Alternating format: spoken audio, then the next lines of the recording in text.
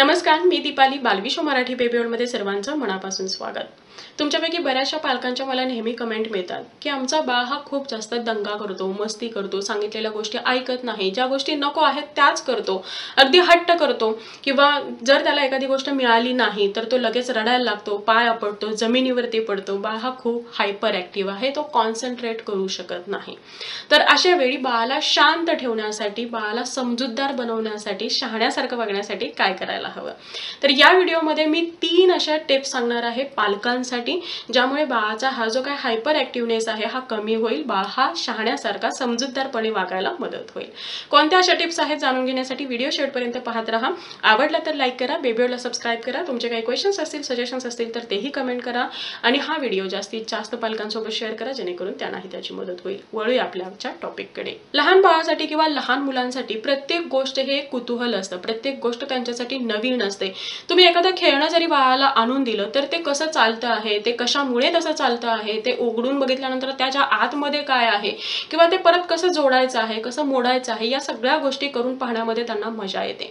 कारण त्यांना माहीत नसतं की कोणती गोष्ट योग्य आहे, कोणती गोष्ट अयोग्य आहे. योग्य आणि अयोग्य हा जो फिल्टर आहे हा आपल्या मोठ्या लोकांमध्ये असतो, कारण आपल्याला तेवढा अनुभव असतो, आपल्याला या सगळ्या गोष्टी समजत असतात. लहान मुलांमध्ये हा जो समजूतदारपणा आहे हा हळूहळू येतो, शिवाय तो अनुभवामधून येणं हे तेवढंच आवश्यक असतं. तुम्ही बाळाला कितीही सांगितलं तरी सुद्धा जोपर्यंत बाळाला त्याची अनुभूती येत नाही, बाळाला स्वतः तो एक्सपिरियन्स येत नाही, तोपर्यंत बाळ हा शिकणार नाही. त्यामुळे बाळाने हे असं दंगा करणं, प्रत्येक गोष्ट शिकण्यासाठी, प्रत्येक गोष्ट हवी आहे म्हणून हट्ट करणं हे अगदी कॉमन आहे. आणि जर ते तसं करत नसतील तर लहान मुलं आणि मोठी लोक यांच्यामध्ये काय डिफरन्स असणार आहे?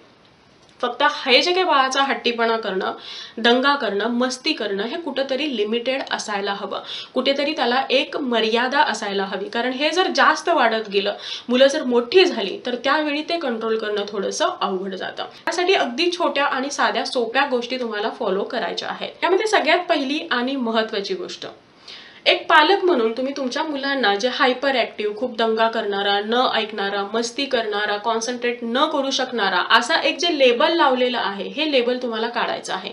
लक्षात घ्या, तुमचं बाळ हे तेवढंच शहाणा आहे, तेवढाच समजूतदार आहे जेवढी घरामधली मोठी लोक आहेत. फक्त त्याची जी एनर्जी लेवल आहे ही एनर्जी लेवल थोडीशी तुमच्यापेक्षा हाय आहे आणि ती असायला सुद्धा हवी. कारण आपली मुलं हे आपलं नेक्स्ट जनरेशन आहे. आपल्यासाठी जेवढी कॉम्पिटिशन नव्हती त्याच्यापेक्षा कितीतरी पटीने जास्त कॉम्पिटिशन त्यांच्यासाठी आहे.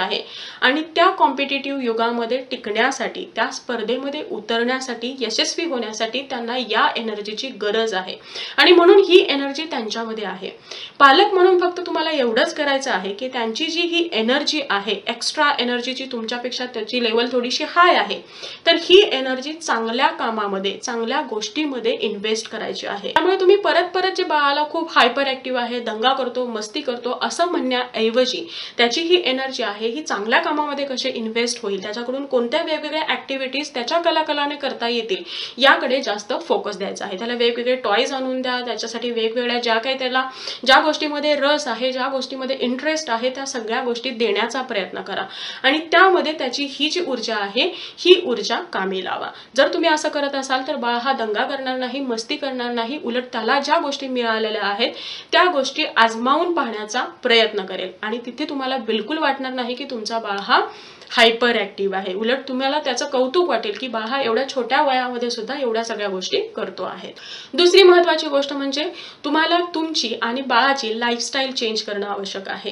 काही कारणामुळे घरामध्ये जर तुम्ही मोठमोठ्याने बोलत असाल, सतत भांडण करत असाल, किंवा तुमच्या घरामध्ये काहीतरी निगेटिव्हिटी असेल, किंवा जर तुम्ही अपशब्दांचा वापर करत असाल तर ते तुम्हाला पहिला बंद करणं आवश्यक आहे. मुलांना नेहमी तुम्हाला एक पॉझिटिव्ह, सकारात्मक आणि आनंदी वातावरण देणं आवश्यक आहे. याशिवाय तुम्हाला तुमच्या मुलांसोबत जास्तीत जास्त क्वालिटी टाइम स्पेंड करणं आवश्यक आहे. जेवढा तुम्ही जास्त वेळ मुलांसोबत राहाल, त्यांच्याकडून वेगवेगळ्या ॲक्टिव्हिटीज करून घ्याल, त्यांच्यासोबत टाइम स्पेंड कराल, तेवढं मुलं हे तुमच्यासोबत जास्त कनेक्टेड राहतील, तुमचा आणि त्यांचा बॉन्ड छान राहील आणि हा जो काही गॅप आहे, एनर्जीचा गॅप आहे, हा सुद्धा फील होईल. त्याचबरोबर तुम्हाला मुलांना समजून घेण्यासाठी आणि मुलांना तुम्हाला समजून घेण्यासाठी एक व्यवस्थित टाइम मिळेल, वेळ मिळेल आणि ज्या कारणामुळे तुम्हाला असं बिलकुल वाटणार नाही की आपलं बाळ हे हे हायपर ऍक्टिव्ह आहे. या दोन गोष्टी व्यतिरिक्त तुम्हाला मुलांच्या खाण्यापिण्याकडे सुद्धा तेवढंच लक्ष देणं आवश्यक आहे. सध्याची जी लाईफस्टाईल आहे त्यामध्ये मुलांचा जास्त फोकस असतो ते जंक फूड, प्रोसेस्ड फूड किंवा खूप जास्त स्पायसी असे जे काही पदार्थ आहेत हे मुलांच्या आहारामध्ये जास्त येतात,